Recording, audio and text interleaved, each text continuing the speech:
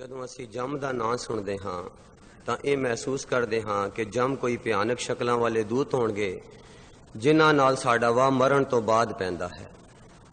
ਪਰ ਇਹ ਜਮ ਇਲਾਹੀ ਹੁਕਮ ਰੂਪੀ ਸ਼ਕਤੀ ਹੀ ਜਮਾਂ ਦੇ ਕਈ ਸਰੂਪਾਂ ਵਿੱਚ ਕੰਮ ਕਰਦੀ ਹੈ। ਪਰਮਾਤਮਾ ਦੀ ਹੁਕਮ ਰੂਪੀ ਸ਼ਕਤੀ ਜਿਨ੍ਹਾਂ ਨਾਲ ਸਾਡਾ ਵਾਹ ਜਿਉਂਦੇ ਜੀ ਵੀ ਪੈਂਦਾ ਹੈ ਤੇ ਮਰਨ ਤੋਂ ਬਾਅਦ ਵੀ ਪੈਂਦਾ ਹੈ। ਸੋ ਇਹ ਕਈ ਸਰੂਪ ਜਿਹੜੇ ਜਮਾਂ ਦੇ ਹਨ ਉਹਨਾਂ ਦਾ ਜ਼ਿਕਰ ਇਸ ਲੇਖ ਵਿੱਚ ਆਇਆ ਹੈ। ਇਸ ਤੋਂ ਇਲਾਵਾ ਇੱਕ ਹੋਰ ਸਵਾਲ ਉੱਠਦਾ ਹੈ ਕਿ ਜੇ ਪਰਮਾਤਮਾ ਦੀ ਸ਼ਕਤੀ ਹੀ ਜਮਾਂ ਦਾ ਰੂਪ ਵਿੱਚ ਕੰਮ ਕਰਦੀ ਹੈ ਤਾਂ ਪਰਮਾਤਮਾ ਤਾਂ ਪ੍ਰੇਮ ਸਰੂਪ ਹੈ, ਕਿਉਂ ਉਸ ਨੂੰ ਆਪਣੀ ਸ਼ਕਤੀ ਇਸ ਰੂਪ ਵਿੱਚ ਵਰਤਣੀ ਪੈਂਦੀ ਹੈ? ਉਸ ਦਾ ਜਵਾਬ ਵੀ ਅੱਜ ਦੇ ਗੁਰਬਾਣੀ ਵਿਚਾਰ ਦੇ ਲੇਖ ਵਿੱਚ ਹੈ। ਤੀਸਰਾ, ਜਿਹੜੀ ਘਟਨਾ ਸਾਡੀ ਜ਼ਿੰਦਗੀ 'ਚ ਵਾਪਰਦੀ ਹੈ ਕਿ ਕਈ ਲੋਕ ਸਾਨੂੰ ਬੇਵਜ੍ਹਾ ਹੀ ਦੁਖੀ ਕਰਦੇ ਹਨ, ਸਾਡੇ ਨਾਲ ਬਦਸਲੂਕੀ ਕਰਦੇ ਹਨ, ਤਾਂ ਸਾਡੇ ਮਨ ਵਿੱਚ ਜਾਂ ਰੋਸ ਉਪਜਦੀ ਹੈ ਜਾਂ ਸ਼ਿਕਾਇਤ ਆਉਂਦੀ ਹੈ ਕਿ ਮੈਂ ਤਾਂ ਫਲਾਣੇ ਦਾ ਕੁਝ ਨਹੀਂ ਵਿਗਾੜਿਆ ਸੀ, ਪਤਾ ਨਹੀਂ ਕਿਉਂ ਉਸਨੇ ਮੇਰੇ ਨਾਲ ਇਹ ਸਲੂਕ ਕੀਤਾ। ਸੋ ਜੇ ਅੱਜ ਦੀਆਂ ਵਿਚਾਰਾਂ ਨੂੰ ਅਸੀਂ ਧਿਆਨ ਨਾਲ ਆਪਣੇ ਹਿਰਦੇ ਵਿੱਚ ਵਸਾ ਲਈਏ ਤਾਂ ਇਹਨਾਂ ਰੋਸੇ ਗਿਲੇ ਤੇ ਸ਼ਿਕਾਇਤਾਂ ਤੋਂ ਵੀ ਅਸੀਂ ਕਾਫੀ ਹੱਦ ਤੱਕ ਬਚ ਸਕਦੇ ਹਾਂ।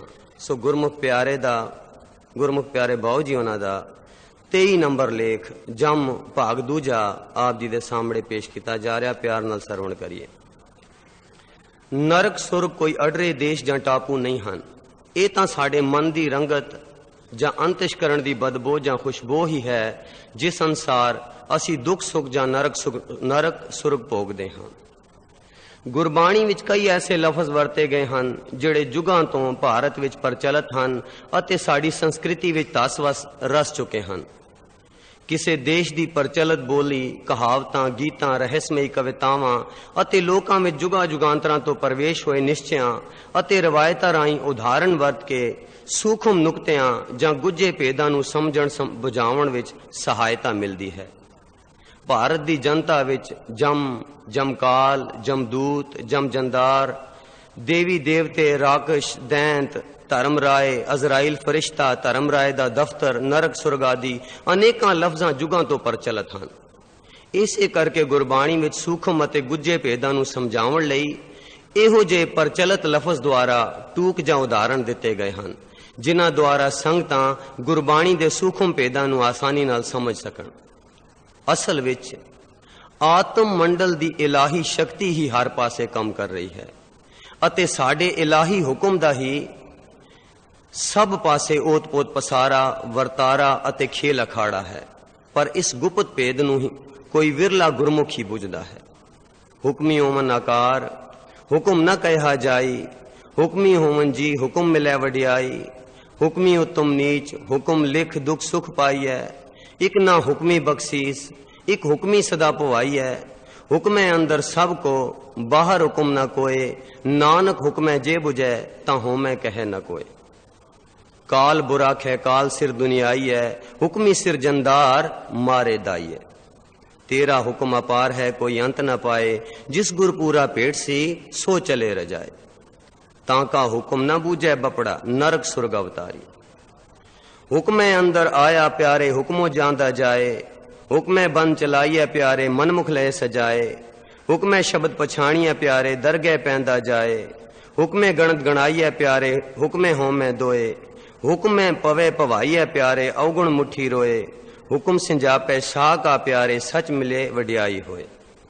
सबना खसम एक है, गुरमुख जानिए, हुक्मी लिखे सिरलेख विण कलम मसवाणीए। उपरली विचार अनुसार साडे अपने कर्म ही उलट के साडे ही पेश आउंदे हन। गुरबाणी इस विचार दी इउं पुष्टि करदी है अते नाल ही सख्त ताड़ना भी करदी है। जेहा बीजै सो लुणै, कर्मा संदड़ा खेत, दद्दै दोष न देऊ किसै, दोष कर्मा आपणिया, जो मैं किया सो मैं पाया, दोष न दीजै अवर्जना। जित कीता पाइए आपना, सा काल बुरी क्यों काली है, मन मेरे भूले कपट न कीजै, अंत निबेरा तेरे जी पै लीजै।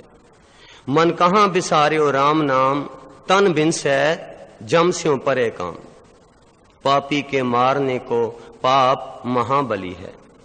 असल विच इलाही हुक्म दी गुप्त शक्ति ही जमां दे कई रूपां विच काम कर रही है। जम दे कई सूखम अते गुज्जे स्वरूप हन। सो हुण कुछ स्वरूपां दा जिहड़े जमां दे स्वरूप हैं इलाही हुक्म द्वारा वरत रहे हैं उन्हां दा जिक्र है। पहला है अंतशकरण दी आवाज़ दा स्वरूप। जद असी कोई पाप करते हाँ तो साडा अंतशकरण साडे अंतरात्मे सानू फिटकारां पाउंदा है, लानतां मारदा है ते असी मानसिक कलेश भोगदे हाँ अते पछतावा करते हाँ। सो अंतरात्मे ये मानसिक कलेश भोगना अपनी गलती करके ये जम दा एक स्वरूप। दूसरा, नीवे कर्म करदियां जे फड़े जाइए तो उसे वेले पुलिस रूपी जम सानू सजा देंदी है। तीसरा, जे पुलिस तो भी बच जाइए तो भाईचारा रूपी जम सानू तिरकारदा है। चौथा, जे भाईचारे तो भी बच जाइए तो साडे कर्मां दी हवाड़ जां जहरीली मानसिक अग साडे अंदर सुलगदी रहिंदी है। ध्यान देना जी, जे अंतशकरण दी आवाज़ वाल भी गौर ना करिए, नीवे कर्मां दी जिहड़ी पुलिस तो भी बच जाइए, भाईचारे तो भी बच जाइए, तो ये जिहड़े साडे नीवे कर्म हैं इन्हां दी हवाड़ जां जहरीली मानसिक अग साडे अंदर सुलगदी रहिंदी है, मगदी है, जो इकत्र होके समुचे कर्मां दा जहर जम दे स्वरूप विच फुट के बेअंत मुसीबतां ते कलेशां दा कारण बनदी है। सो ये भी एक जम दा स्वरूप है। पर जे किसी तरह इस जीवन विच असीं अपने कर्मां दे नतीजे तो बच जाइए, भाव मुसीबतां भी ना आण तां जां बकाया रह जावे तां मौत तो मगरों अंत निबेरा तेरे जी पै लीजे अनुसार सूखम रूप में जम साडे कर्मां दी सजा भुगताउंदा है। हाँ जी, इस जन्मां में जे किसी तरीके नाल बच भी जाइए पर मरण तो बाद सूखम रूप में सानू ये जम सजा भुगताउंदा है। पर जे साडे पाप दीर्घ होण, इतने ज्यादा होण तां सानू फिर जूनी तारनी पैंदी है अते अगले जन्म विच साडे कर्मां दी बाकी हवाड़ जां रंगत साडे अंतशकरण दी रंगड़ दी शक्ल विच साडे जीव दे नाल जांदी है अते ये पिछले पापां दी हवाड़ ही जम दे स्वरूप विच सानू किसे भयानक रूप दी सजा भुगताउंदी है तां कि साडा पिछला बकाया साफ हो जाए। बहुत ज्यादा होने दे कारण सानू अगला जन्म तारना पैंदा है, वो भी मुसीबतां वाला। इहो कारण है कि कई नेक अते गुरमुख जनां नूं भी दुख कलेश आउंदे हन तां कि उन्हां दे पिछले कर्मां दे बकाए दा कर्जा निबड़ जावे। इस तो इलावा साडे जीवन विच पति पत्नी, मां बाप, बच्चे, दोस्त अते रिश्तेदार आदि पिछले कर्मां दे हिसाब दे बाकी निबेड़न लई जां बदला लैण लई अनेकां संबंधां दे रूपां द्वारा सानू अत दुखी करदे हन अते कलेश दा कारण बनदे हन। ये जो कुछ हो रहा है असीं कह दिंदे हां साडा कोई कसूर नहीं, ये गल गलत है। ये तां साडे पिछले कर्मां दी बाकी निबेड़न लई सानू जिहड़े साडे मां बाप या पति पत्नी या दोस्त रिश्तेदार दुखी करदे हन, ये सब साडे ही कर्म हन जिन्हां दा हिसाब पूरा करन लई इस जन्म में सानू बदला देना पैंदा है। एक होर स्वरूप, किसी होनहार अबलाखी रूह दे आत्म मार्ग विच विघन पावण, रोड़ा अटकावण, कुराहे पावण, दुख देण वालियां मायकी शक्तियां अनेकां संबंधियां दे रूप में जम दा स्वरूप तार के जग्यासू नूं आत्मक मंडल वल चलण जां उभरन तो होड़दियां हन जां विघन पाउंदियां हन, जिस तरह के अरणाकश अते कंस वर्गे मनमुख अते नास्तिक। प्रभ स्वामी कंत विहूणियां मीत सज्जण सब जाम, ये भी साडे कर्म ही हन कि साडे आत्मक मार्ग विच संबंधियां दे रूप में मायकी शक्तियां आके सानू कुराए पाउंदियां हन। इस तरह साडे कर्म ही जम दे स्वरूप तार के साडी सोच सुधाई करदे हन। अजकल कंप्यूटर बन गए हन, ये मशीनी दिमाग हन। इन्हां कंप्यूटरां विच जो जो नुकते लिख के पाए जाते हैं तो उन्हां दी छाणबीण अते घोख करके समस्या दा अंतम सिटा ये कंप्यूटर प्रगट करता है। साडा अंतशकरण भी इलाही कंप्यूटर है जिस विच पिछले जन्मां दी रंगत अते होण दे ख्यालां दी रंगत मिल के समुचे ख्यालां ते कर्मां दा समुचा नतीजा नालों नाल साडे विच प्रगट होई जांदा है। ये समुचा नतीजा इकसार नहीं रहिंदा क्योंकि हर छिन पल साडे हर एक ख्याल जां कर्म दा असर साडे मन ते पैंदा है अते नालों नाल अंतशकरण दी समुची रंगत भी अपने आप बदलदी रहिंदी है हर एक ख्याल नाल। ਸੋ ਉੱਪਰਲੀ ਵਿਚਾਰ ਤੋਂ ਸਿੱਧ ਹੋਇਆ ਕਿ ਜੇ ਅਸੀਂ ਚਾਹੁੰਦੇ ਹਾਂ ਕਿ ਸਾਡਾ ਅੰਤਿਸ਼ਕਰਣ ਨਿਰਮਲ ਹੋ ਜਾਵੇ ਅਤੇ ਅਸੀਂ ਜਮਾਂ ਤੋਂ ਬਚੇ ਰਹੀਏ ਤਾਂ ਛਿਨ-ਛਿਨ ਪਲ-ਪਲ ਸਾਨੂੰ ਆਪਣੇ ਅੰਤਰਾਤਮਿਕ ਕੰਪਿਊਟਰ ਰੂਪੀ ਅੰਤਿਸ਼ਕਰਣ ਵਿੱਚ ਚੰਗੇ ਉੱਤਮ ਖਿਆਲਾਂ ਜਾਂ ਨਿਰਮਲ ਕਰਮਾਂ ਦੁਆਰਾ ਆਤਮਕ ਰੰਗਤ ਵਾਲੇ ਗੁਣ ਪਾਉਣੇ ਚਾਹੀਦੇ ਹਨ ਤਾਂ ਕਿ ਸਾਡੇ ਅੰਤਿਸ਼ਕਰਣ ਦੀ ਰੰਗਤ ਬਦਲ ਕੇ ਸਵੱਛ ਅਤੇ ਨਿਰਮਲ ਹੁੰਦੀ ਜਾਵੇ। ਇਹ ਤਰੀਕਾ ਹੈ ਜਮਾਂ ਤੋਂ ਬਚਣ ਦਾ ਕਿ ਹਰ ਪਲ ਹਰ ਛਿਨ ਸਾਨੂੰ ਆਪਣੇ ਅੰਤਿਸ਼ਕਰਣ ਦੇ ਕੰਪਿਊਟਰ ਵਿੱਚ ਚੰਗੇ ਖਿਆਲ ਪਾਉਣੇ ਚਾਹੀਦੇ ਹਨ ਤਾਂ ਕਿ ਸਾਡਾ ਅੰਤਿਸ਼ਕਰਣ ਨਿਰਮਲ ਹੋ ਜਾਵੇ ਤੇ ਸਾਡਾ ਕੋਈ ਬਾਕੀ ਨਾ ਰਹੇ। ਪਰਿਐ ਮਤ ਪਾਪਾ ਕੇ ਸੰਗ ਉਹ ਤੋਂ ਪਹਿਨਾ ਮੈਂ ਕੇ ਰੰਗ। ਇਹ ਅੰਤਿਸ਼ਕਰਣ ਦੀ ਰੰਗਤ ਹੀ ਸਾਡਾ ਚਾਲ ਚੱਲਣ, ਸੁਭਾਅ ਅਤੇ ਭਾਗ ਹਨ ਜੋ ਸਾਡੇ ਹਰ ਇੱਕ ਨਿੱਕੇ ਤੋਂ ਨਿੱਕੇ ਚੰਗੇ ਮਾੜੇ ਖਿਆਲਾਂ ਜਾਂ ਕਰਮਾਂ ਨਾਲ ਆਪਣੇ ਆਪ ਅਣਜਾਣੇ ਹੀ ਬਦਲਦੇ ਰਹਿੰਦੇ ਹਨ, ਜਿਨ੍ਹਾਂ ਦਾ ਨਤੀਜਾ ਨਾਲੋਂ ਨਾਲ ਜਾਂ ਸਮਾਂ ਪਾ ਕੇ ਭੋਗਣਾ ਪੈਂਦਾ ਹੈ। ਹੁਣ ਦੇ ਕਰਮ ਹੀ ਅਗਲੇ ਪਲ ਵਿੱਚ ਪੂਰਵ ਕਰਮ ਬਣ ਜਾਂਦੇ ਹਨ ਜੋ ਕਿ ਸਹਿਜੇ ਸਹਿਜੇ ਸਾਡੇ ਧੁਰ ਕਰਮ ਜਾਂ ਭਾਗ ਬਣ ਜਾਂਦੇ ਹਨ। ਹਾਂਜੀ, ਜਿਹੜੇ ਕਰਮ ਅਸੀਂ ਹੁਣ ਕਰਦੇ ਹਾਂ ਉਹ ਪੂਰਵ ਕਰਮ ਬਣ ਕੇ ਸਹਿਜੇ ਸਹਿਜੇ ਸਾਡੀ ਕਿਸਮਤ ਬਣ ਜਾਂਦੇ ਹਨ। ਦਿਨ ਰਾਤ ਕਮਾਇੜੋ ਸੋ ਆਇਓ ਮਾਥੇ। ਇਸ ਅੰਦਰਲੇ ਰੱਬੀ ਨਿਯਮ ਅਥਵਾ ਕੰਪਿਊਟਰ ਦੀ ਕਾਰਵਾਈ ਇਲਾਹੀ ਹੁਕਮ ਅਨੁਸਾਰ ਸਹਿਜ ਸੁਭਾਏ ਅਤੇ ਅਣਜਾਣੇ ਹੀ ਹੋ ਰਹੀ ਹੈ, ਜਿਸ ਤੋਂ ਅਸੀਂ ਬੇਖਬਰ ਅਤੇ ਅਵੇਸਲੇ ਹਾਂ। ਮਸ਼ੀਨੀ ਕੰਪਿਊਟਰ ਵਿੱਚ ਆંકੜੇ ਦੇਣ ਵਿੱਚ ਤਾਂ ਸਾਡੀ ਉਕਾਈ ਜਾਂ ਗਲਤੀ ਹੋ ਸਕਦੀ ਹੈ, ਜਿਸ ਕਾਰਨ ਨਤੀਜਾ ਵੀ ਗਲਤ ਹੋ ਸਕਦਾ ਹੈ, ਪਰ ਅੰਤਿਸ਼ਕਰਣ ਦੇ ਇਲਾਹੀ ਕੰਪਿਊਟਰ ਵਿੱਚ ਕਦੇ ਉਕਾਈ ਜਾਂ ਗਲਤੀ ਨਹੀਂ ਹੋ ਸਕਦੀ। ਧਿਆਨ ਦੇਣਾ ਜੀ, ਜਿਹੜਾ ਅੰਤਿਸ਼ਕਰਣ ਦਾ ਸਾਡਾ ਕੰਪਿਊਟਰ ਹੈ ਇਸ ਵਿੱਚ ਕਦੇ ਵੀ ਕੋਈ ਉਕਾਈ ਜਾਂ ਗਲਤੀ ਹੋਣ ਦੀ ਗੁੰਜਾਇਸ਼ ਹੀ ਨਹੀਂ, ਕਿਉਂਕਿ ਇਹ ਅਪੁੱਲ ਇਲਾਹੀ ਖੇਲ ਹੈ ਜੋ ਅੰਤਰ ਆਤਮੇ ਆਪੇ ਹੀ ਸਹਿਜ ਸੁਭਾਈ ਹੋ ਰਹੀ ਹੈ। ਇਸ ਤਰ੍ਹਾਂ ਚੰਗਾ ਜਾਂ ਮਾੜਾ ਭਾਗ ਨਾਲੋਂ ਨਾਲ ਸਾਡੇ ਹਰ ਇੱਕ ਖਿਆਲ ਜਾਂ ਕਰਮ ਦੁਆਰਾ ਬਣਦਾ ਰਹਿੰਦਾ ਹੈ, ਜਿਸ ਦਾ ਨਤੀਜਾ ਸਾਨੂੰ ਅਵਸ਼ ਭੋਗਣਾ ਪੈਂਦਾ ਹੈ। ਇਹ ਸਾਰੀ ਗੁਪਤ ਇਲਾਹੀ ਪੈਰਵੀ ਜਾਂ ਕਾਰਵਾਈ ਹੁਕਮ ਅਨੁਸਾਰ ਹੋ ਰਹੀ ਹੈ ਜੋ ਸੱਚੋ ਸੱਚ ਅਤੇ ਧਰਮ ਨਿਆਏ ਹੈ। ਇਸ ਲਈ ਸਾਡੇ ਦੁੱਖ ਸੁੱਖ ਕਲੇਸ਼ ਸਾਡੀ ਕਿਸਮਤ ਜਾਂ ਭਾਗ ਸਾਡੇ ਆਪਣੇ ਹੀ ਸਹੇੜੇ ਹੋਏ ਹਨ। ਜੋ ਮੈਂ ਕੀਆ ਸੋ ਮੈਂ ਪਾਇਆ, ਦੋਸ਼ ਨਾ ਦੀਜੈ ਵਰਜਨਾ।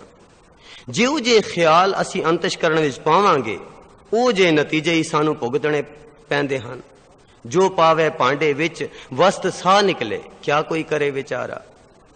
ਉੱਪਰਲੀ ਵਿਚਾਰ ਦਾ ਨਿਖੇੜਵਾਂ ਨਿਚੋੜ ਇਹ ਹੋ ਸਕਦਾ ਹੈ ਕਿ ਸਾਡਾ ਅੰਤਿਸ਼ਕਰਣ ਹੀ ਗੁਪਤ ਪੁਲਿਸ ਕਚਹਿਰੀ ਅਤੇ ਜੱਜ ਹੈ।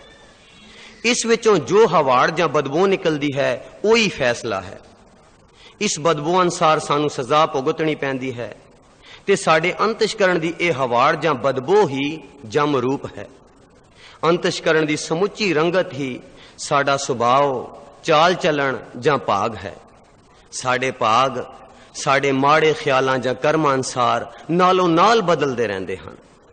ਚੰਗੇ ਉੱਤਮ ਖਿਆਲਾਂ ਜਾਂ ਕਰਮਾਂ ਦੁਆਰਾ ਅਸੀਂ ਆਪਣੇ ਭਾਗ ਚੰਗੇ ਬਣਾ ਸਕਦੇ ਹਾਂ ਅਤੇ ਜਮਾਂ ਦੀ ਸਜ਼ਾ ਤੋਂ ਬਚ ਸਕਦੇ ਹਾਂ।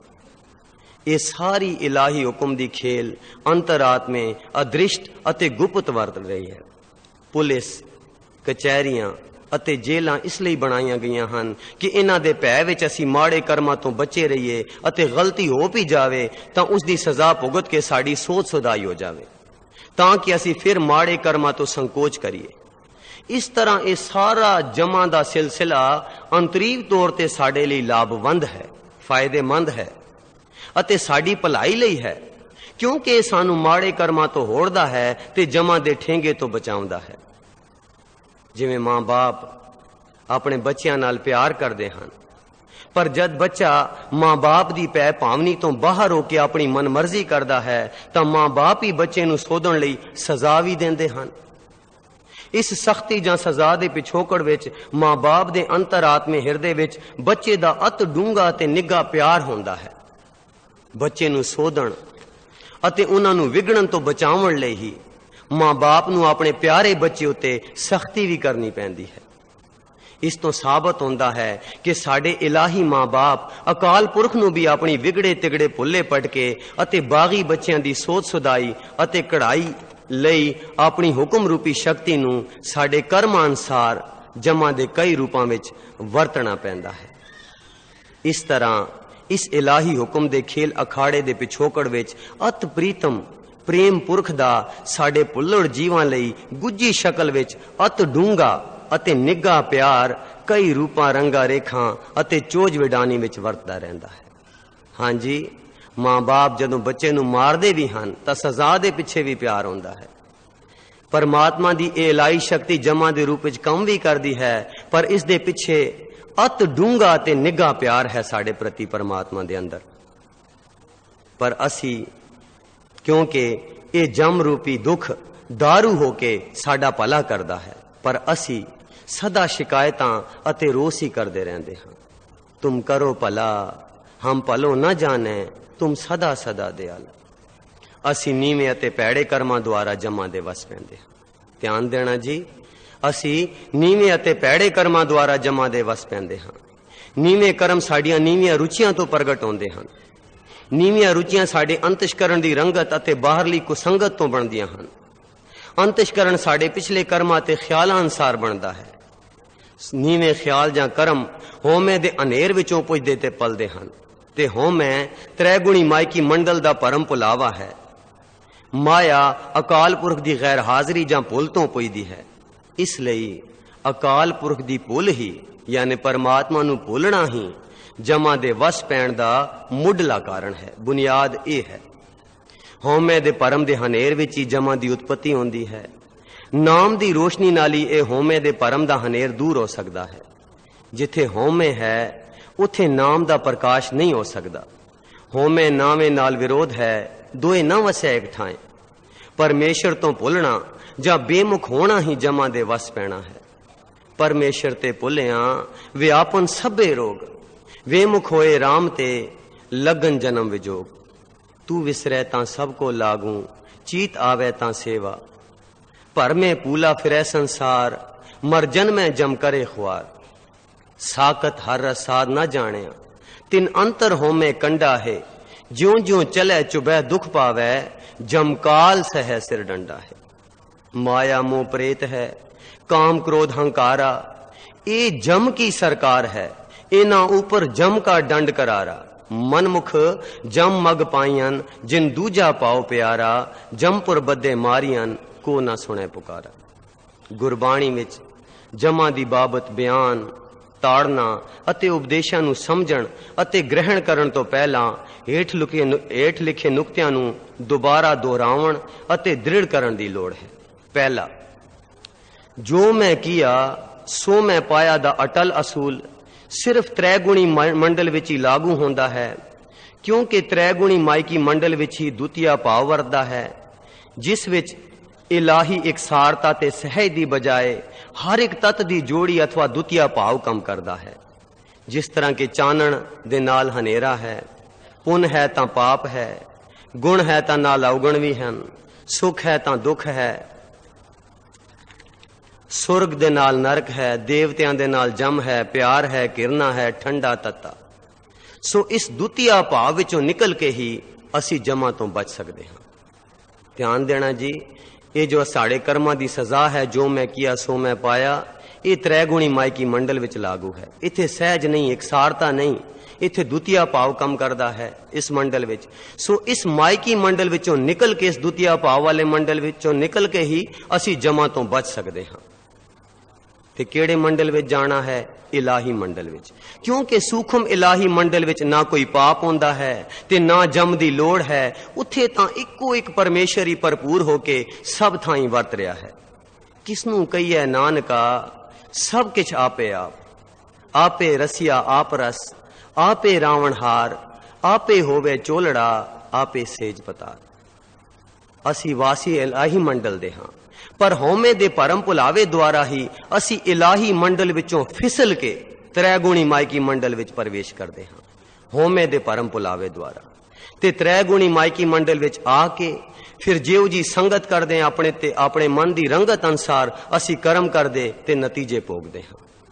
इसलिए साडा मन ही असली मुजरिम जां दोषी है, शरीर नहीं।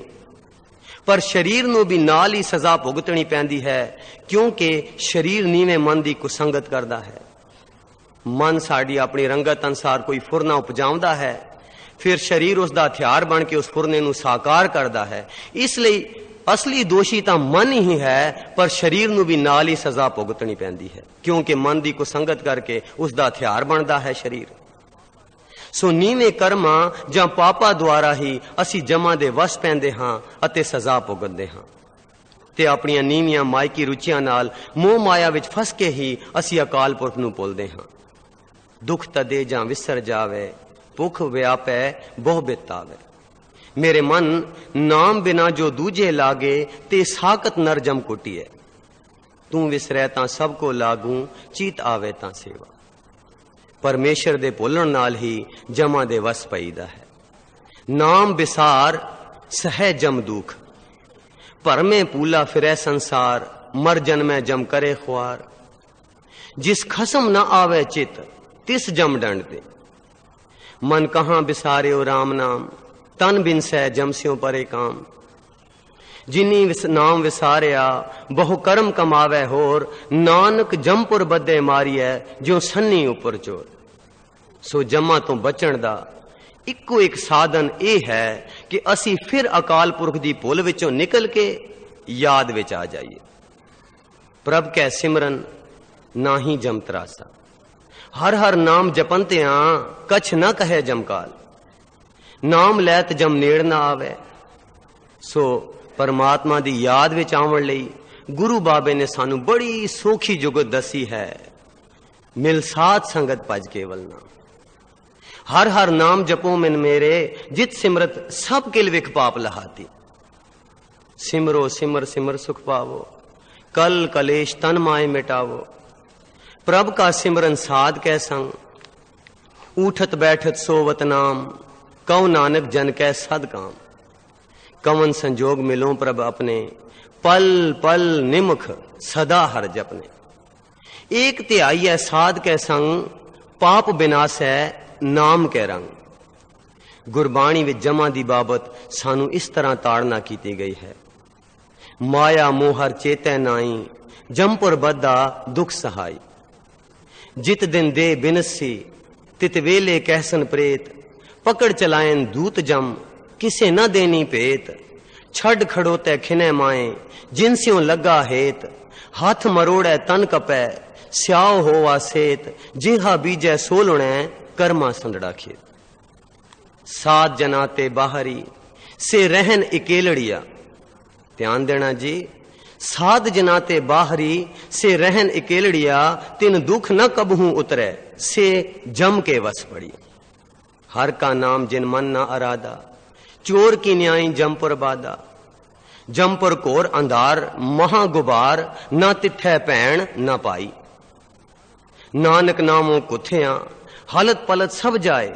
जब तब संजम सब हिर लिया, मुट्ठी दूजे पाए। जम दर बदे मारिए, बहुत ही मिले सजाए। पाखंड कीने जम नहीं छोड़े, ले जासी पत गवाई। साकत जम की कान न चूके, जम का डंड न कबहू मूके। मन मुख निंदा कर कर विगुता, अंतर लोभ भौंके जिस कुत्ता। जमकाल तिस कदे न छोड़े, अंत गया पछताई है। मन मुख फिरे सदा अंध कमावे, जम का जेवड़ा गलफाहा है। दिसंतर पवे अंतर नहीं पाले, माया मोह बदा जम काले। जम की फांसी कबू न टूटे, दूजे पाए परमाइंदा। होमे करदियां जन्म गवाया, आगे मोह न चूके माया। अगे जमकाल लेखा लेवे, ज्यों तिल काणी पीड़ाएंदा। बिन नामे मनमुख जमपुर जाए, औखे होवे चोटां खाए। मन कहां बिसारियो राम नाम, तन बिन से जम स्यों परे काम।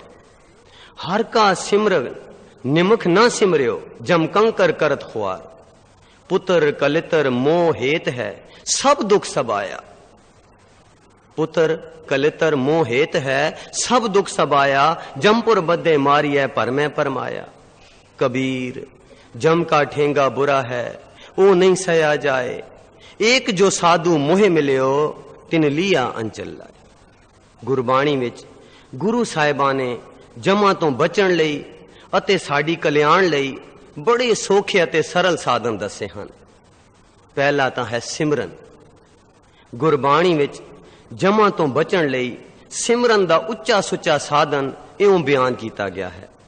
जिस सिमरत दुख डेरा टहै, जिस सिमरत जम किछ न कहे, जमकाल तिनको लागे नाही, जो एक मन ते आवे। प्रभ कै सिमरन दुख जम नस है। हर हर नाम जपनत्या कछ न कहे जमकाल, नानक मन तन सुखी होए अंते मिले गोपाल। नानक वाहो वाहो जो मन चित करे, तिस जम कंकर नेड़ ना आवे। रवदास जपै राम नामा, मोए जम स्यों ना ही कामा। सिमर सिमर स्वामी प्रभ अपना, निकट न आवे जाम। हर अराधे जम पंथ साधे, दुख न व्यापै कोई। कहु नानक जपै जन नाम, तांके निकट न आवे जाम। हर सिमरत जम कछ न कहे, नाम लैत जम नेड़ न आवे। कहु नानक पज हर मना, परै न जम की फास।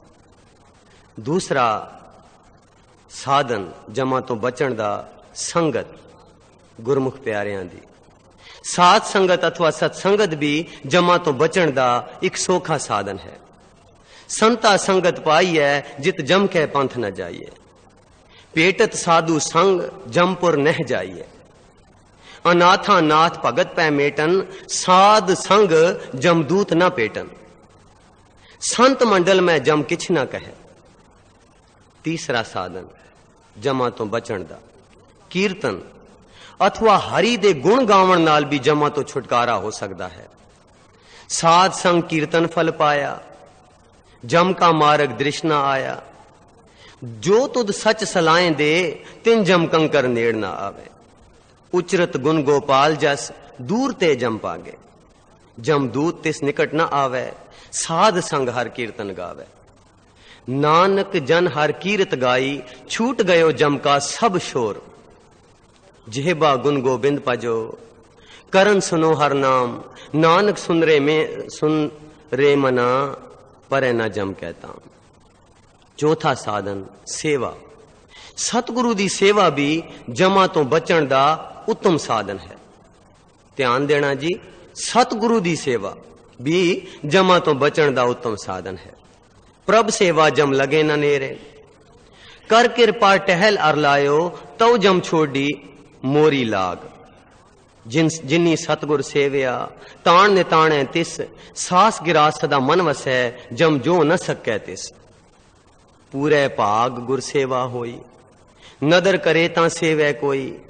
जमकाल तिस नेड़ न आवे, महल सचै सुख पाएंदा। सतगुर सेवै से जन साचे, काटे जम के फाहा है।